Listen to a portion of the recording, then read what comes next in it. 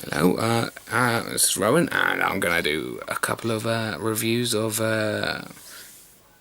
some films. And yeah, I've watched recently I Wish, Japanese film, kind of slice of life type genre, and it's about a couple of brothers who are separated when their parents split up.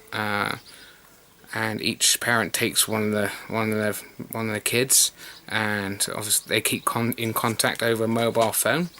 And they hear a rumor that if they go to where both two bullet trains pass each other, the energy that's given off by these two trains will make a wish come true. And obviously, they obviously want to be together again, the family. So they plan this little adventure without adult supervision, obviously, and they bring both their groups of friends along with them, who have their own little wishes they want to make. And yeah, what I thought of it was that the kids were really good actors. I must admit, they're very believable, especially one of the younger brother. He was very likeable character, very energetic and full of energy. I must admit that the first hour is quite a long film.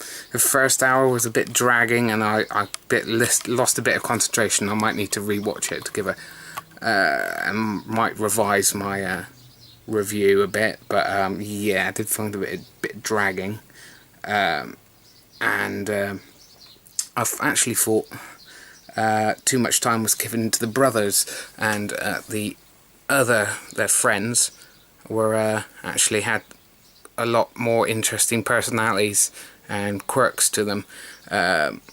One of them is a little girl who wants to be an actress, and her mother says she's not good enough and doesn't really give her much support, which is not very nice. So obviously watching her try to make her wish is quite cool. And there's a couple of other characters, such as one that has a family dog who dies, and he wants to bring it back to life.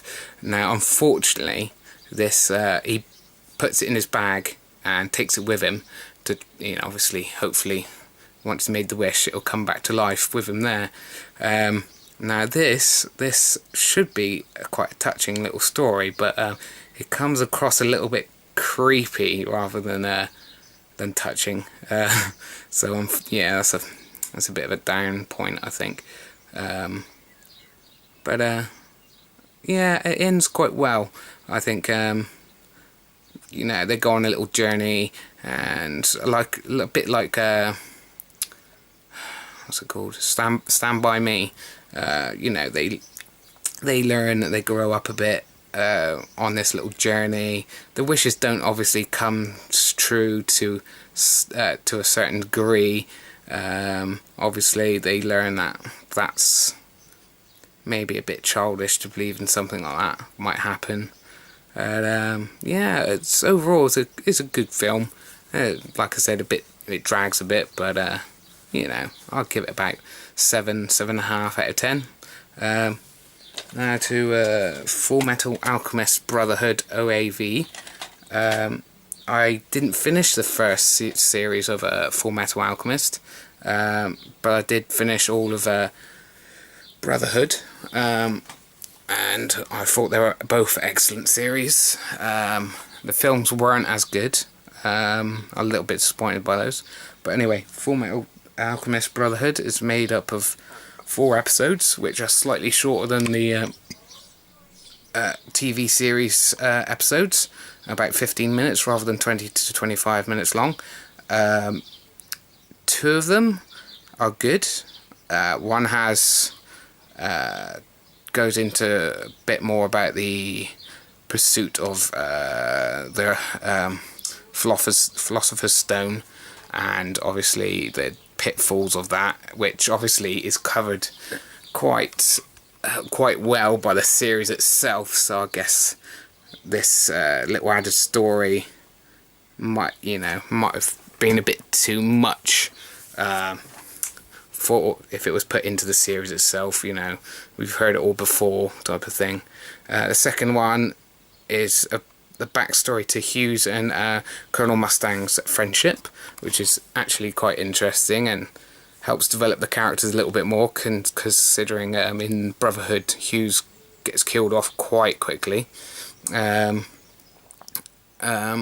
yeah, those 2 episodes are actually quite good, but the other 2 episodes are just comedy episodes, and add little to nothing to the characters or the plot. And there's the other extras is the 3-minute skits, which are come up to about 40 minutes long. Some of these are rather hit or miss, some of them quite funny, some of them fail to make me even smile. But the main thing is 40 minutes, it does outstay its welcome. It's not really something you'll want to watch for 40 minutes in a row. Which comes to my final point. There's anime is not well known for its good extras. If they put these OAVs, split them up, and the skits onto the release of the Brotherhood the series, that would mean they would have had quite good extras. And to have them save this all up to release it as a single separate release is milking it a little bit. I think it's a little bit unfair to ask people to pay for an extra disc for something that isn't all that good, and rather disappointing if you've just finished Brotherhood and you're like, wow, an amazing series, oh, there's no AV, I bet that's really good, and then they watch it and they're going, oh, it's not all that great. But if it was an extra on the disc, they'd be like, wow, what an amazing series, and good extras as well for a change. But no, they saved it up to charge you a little bit more money. So I'd probably give that about the same. I can probably give that a 7 out of 10, maybe even a bit less. Maybe 6.5 out of 10, which is a shame because I do love this, love the series. And yeah, next time I will hopefully review my other purchases. I've got Digimon, the first season, coming to me soon, which I'm looking forward to. I remember watching that in my early teens, and yeah, I shall hopefully review that and the Hellsing and the K-On! Season 2. Alright, thank you, bye bye.